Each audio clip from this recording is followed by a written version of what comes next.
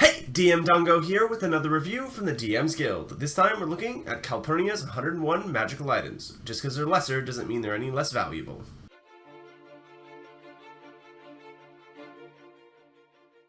So, Calpurnia's 101 Lesser Magical Items by Joel Kelly is currently on sale in the DM's Guild for $3.50. But what are you getting here? Well, you're getting 101 magical items. But these are not designed to be things like epic loot like the Hand or the Eye of Vecna, but more meat to it than your standard +1 longsword. A lot of the more unusual items contain snippets of lore to tell you about where they come from and what it might look like based on its parameters. Things like the urticating armor. I just like the idea of a fighter pulling a piece of their armor off and using it as a weapon, stabbing some troll in the eye. Or the rod of portable cover, which lets you just pop the rod down and all of a sudden you have like a shield to block you and gut behind for that nice 3/4 cover bonus. The Ring of Holding is one of my favorites for thieves, though. You got your thief and he's trapped in some kind of prison. Well, he's got his Ring of Holding, he's probably got his thieves' tools inside. In addition to that, you have a variant system that takes those items and adds little flavors or touches to make them each unique within their own subcategories. Things like adding additional effects, or maybe even just upping the bonuses for more damage. They're really interesting, and a lot of them actually kind of spurred me on to create whole adventures around because of their interest in unique lore. What did I like about this? I love the lore additions.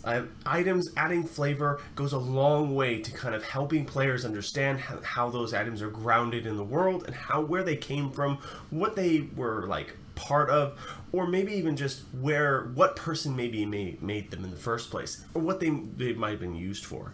It's nice to have those because as a DM, it means that I don't have to think as much about that kind of stuff. I can just rely on the material. I also really like the variant idea. It's really interesting. That goes a long way to customization. Say you have a player who really likes crafting magical items, and I have a couple of those in my current game.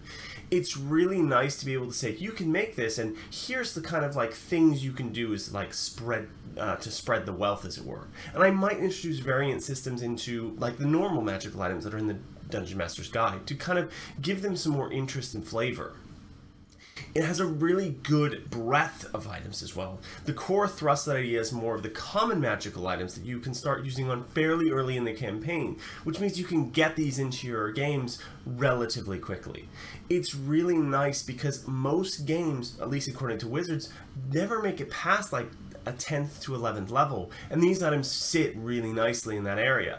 Yeah, you still have those epic items that are down in the third tier of D&D, your level 11 to 15 to 17 kind of range, and they're really cool thematically, and they make really great MacGuffins, but they tend not to end up in the player's hands. This stuff is more about that. How do I get this stuff into players? And I really love that focus.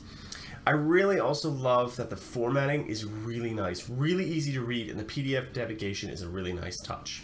On to what I didn't like.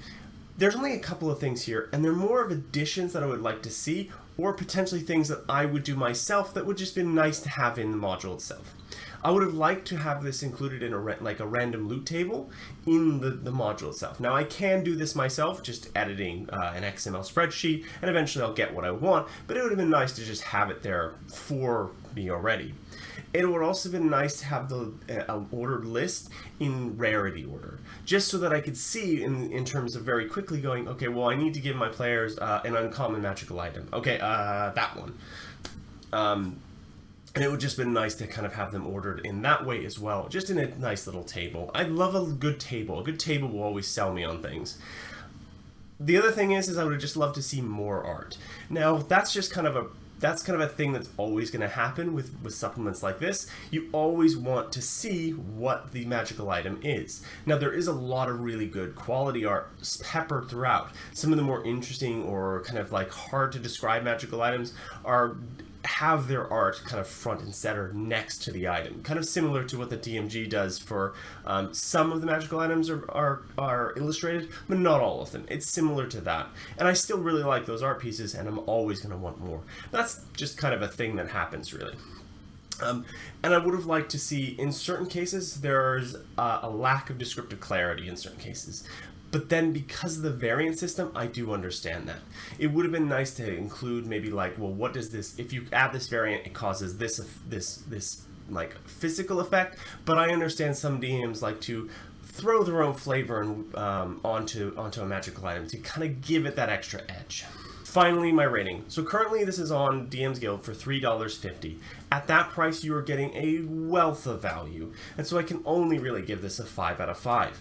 I really love the flavor. I really love, in my case, I'm actually going to use one of the magical items as kind of a springboard to a whole adventure. And it's a really great thing.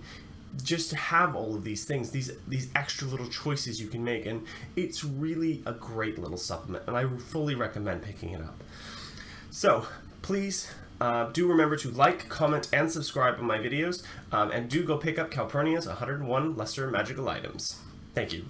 Peace out.